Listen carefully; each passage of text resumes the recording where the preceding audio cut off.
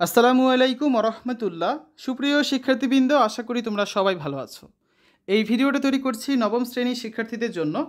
2024 সালের নবম শ্রেণীর বার্ষিক পরীক্ষার সিলেবাস নিয়ে আজকে আমরা আলোচনা করব। শিক্ষার্থীরা, তোমরা জানো তোমাদের ষান্মাসিক মূল্যায়ন পরীক্ষার যে 6টা পরীক্ষা স্থগিত হয়েছিল, সেই পরীক্ষাগুলো কিন্তু বাতিল করা হয়েছে। সেই পরীক্ষাগুলো আর নেওয়া হবে না, ঠিক আছে? তোমাদের ডিসেম্বর মাসে সরাসরি বার্ষিক মূল্যায়ন পরীক্ষা অনুষ্ঠিত হবে এবং সেই মূল্যায়ন পদ্ধতি কিন্তু অনেকটাই পরিবর্তন হবে। তোমরা একক কাজ, জোড়াই কাজ, দলগত কাজ বা ছক পূরণের মাধ্যমে যেভাবে মূল্যায়ন পরীক্ষাগুলো দিয়েছিলে ষান্মাসিক মূল্যায়নে, সেভাবে কিন্তু আর মূল্যায়ন পরীক্ষাগুলো হচ্ছে না। তোমাদের মূল্যায়ন পরীক্ষায় এই ধরনের প্রশ্ন থাকতে পারে বলে জানা গেছে। কিছু সংক্ষিপ্ত প্রশ্ন থাকবে, কিছু বর্ণনামূলক প্রশ্ন থাকবে, কিছু শূন্যস্থান পূরণ থাকবে, কিছু সঠিক উত্তর থাকবে এবং কিছু এক কথায় উত্তর থাকবে। এগুলো তোমাদের করতে হবে। যদিও এই সম্পর্কিত কোনো নির্দেশনা এখনও আসেনি, তবে খুব শীঘ্রই নির্দেশনা দেওয়া হবে। দেওয়া হলে সেটা তোমাদের জানিয়ে দেবো এবং তোমাদের বিদ্যালয় থেকেও সেটা জানিয়ে দেওয়া হবে, চিন্তার কিছু নেই। তো আমরা এখন দেখব তোমাদের বার্ষিক পরীক্ষার জন্য কী কী পড়তে হবে। দেখো, বাংলা বইয়ের ষান্মাসিক মূল্যায়নের সিলেবাস ছিল 1 থেকে 99 পৃষ্ঠা পর্যন্ত, আর বার্ষিক মূল্যায়নে তোমাদের 100 থেকে 219 পৃষ্ঠা পর্যন্ত পড়তে হবে। অর্থাৎ তোমাদের বইয়ের পঞ্চম, ষষ্ঠ এবং সপ্তম অধ্যায়ের উপর বার্ষিক মূল্যায়ন পরীক্ষাটা অনুষ্ঠিত হবে, ঠিক আছে?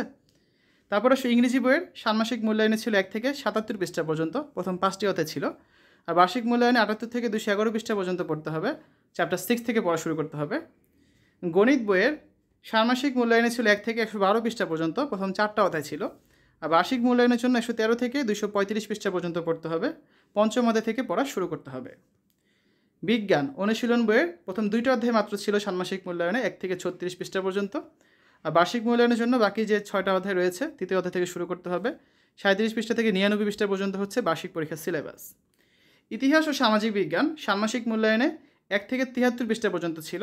আর বার্ষিক মূল্যায়নে তোমাদের 74 থেকে 183 পৃষ্ঠা পর্যন্ত কিন্তু পড়তে হবে, ঠিক আছে? ডিজিটাল প্রযুক্তি বইয়ে ষান্মাসিক মূল্যায়নে ছিল 1 থেকে 70 পৃষ্ঠা পর্যন্ত। বার্ষিক মূল্যায়নে তোমাদের 71 থেকে 181 পৃষ্ঠা পর্যন্ত পড়তে হবে। এবার আসো জীবন ও জীবিকা বইয়ের। এটা স্টার দিলাম কেন? কারণ তোমাদের ষান্মাসিক মূল্যায়নে পুরো বইটার উপর পরীক্ষা হয়েছিল।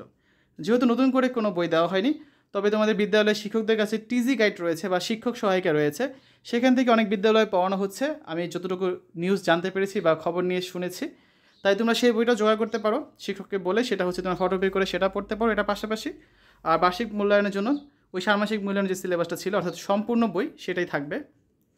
স্বাস্থ্য সুরক্ষা ষান্মাসিক মূল্যায়নের সিলেবাস ছিল 1 থেকে 58 পৃষ্ঠা পর্যন্ত। আর বার্ষিক মূল্যায়নে সিলেবাসটা হচ্ছে 59 থেকে 107 পৃষ্ঠা পর্যন্ত। শিল্প ও সংস্কৃতি ষান্মাসিক মূল্যায়নে সিলেবাসটা ছিল 1 থেকে 42 পৃষ্ঠা পর্যন্ত। বার্ষিক মূল্যায়নের জন্য খুবই অল্প সিলেবাস বাকি আছে, 43 থেকে 67 পৃষ্ঠা পর্যন্ত তোমাদের পড়তে হবে। ইসলাম শিক্ষা বইয়ের ষান্মাসিক মূল্যায়নের সিলেবাস ছিল 1 থেকে 75 পৃষ্ঠা পর্যন্ত। বার্ষিক মূল্যায়নের জন্য বাকিটা পড়তে হবে 76 থেকে 171 পৃষ্ঠা। হিন্দু ধর্ম শিক্ষা ষান্মাসিক মূল্যায়নের সিলেবাস ছিল 1 থেকে 54 পৃষ্ঠা পর্যন্ত। বার্ষিক মূল্যায়নের জন্য তোমাদের পড়তে হবে 55 থেকে 123 পৃষ্ঠা। খ্রিস্ট ধর্ম শিক্ষা ষান্মাসিক মূল্যায়নের সিলেবাস হচ্ছে 1 থেকে 38 পৃষ্ঠা পর্যন্ত। বার্ষিক মূল্যায়নের জন্য 39 থেকে 87 পৃষ্ঠা পর্যন্ত পড়তে হবে। বৌদ্ধ ধর্ম শিক্ষায় ষান্মাসিক মূল্যায়নের সিলেবাসটা ছিল 1 থেকে 56 পৃষ্ঠা পর্যন্ত। আর বার্ষিক মূল্যায়নের জন্য 77 থেকে 99 পৃষ্ঠা পর্যন্ত কিন্তু পড়তে হবে, ঠিক আছে?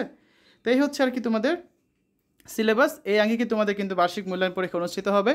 যেহেতু তোমরা জানো যে আগের মূল্যায়ন পদ্ধতি তার মূল্যায়ন হচ্ছে না, সো এবার হচ্ছে নিজেদের ভালো করে পড়ে পরীক্ষা দিতে হবে। আগের বারের মতো তো সহজ পরীক্ষা এবার হবে না। তো ভালো করে পড়াশোনা করো। যে অধ্যায়গুলো বার্ষিক মূল্যায়ন পরীক্ষার জন্য রয়েছে সেগুলো ভালো করে পড়ো। বেশিরভাগ অধ্যায়ের ভিডিও আমাদের চ্যানেলে দেওয়া আছে, এগুলো তোমরা সেখান থেকে দেখে দেখে বইয়ের পড়াগুলো কিন্তু শেষ করতে পারবে। আর পরীক্ষার জন্য আমরা কিছু নমুনা প্রশ্নপত্র তৈরি করব, সেগুলো খুব শীঘ্রই তোমাদের দিয়ে দেওয়া হবে, তোমরা এই চ্যানেলে কিন্তু পেয়ে যাবে, ঠিক আছে? তো এই ছিল আজকের ভিডিওটা, আশা করি তোমাদের কাছে ভালো লেগেছে। আজ এখানে বিদায় নিচ্ছি, আল্লাহ হাফেজ।